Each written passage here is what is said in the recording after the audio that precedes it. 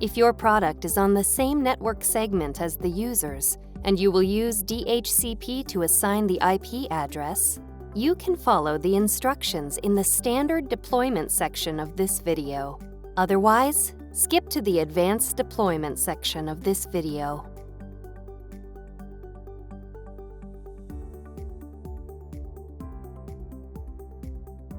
After you connect your product to the network, visit the Epson support site, then download and run your product's software package.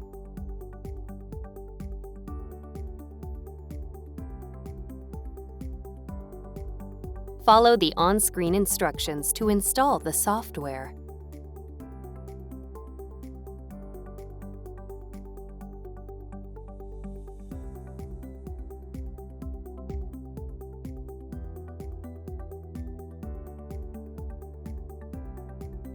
When you see this screen, select your printer from the list and click Next. Follow the rest of the on-screen instructions to finish installation.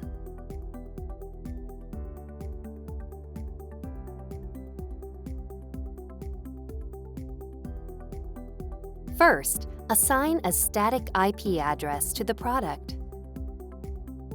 After you connect your product to the network, select Settings, General Settings, Network Settings, Advanced, and TCP/IP.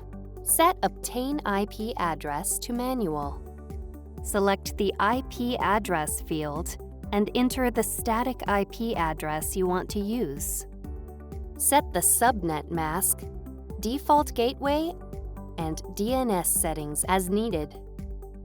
Select Start Setup.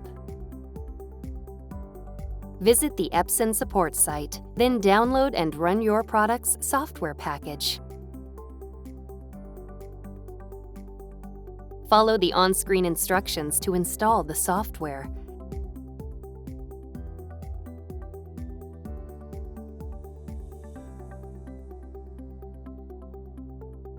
When you see this screen, click Advanced. Enter your product's IP address and click Next.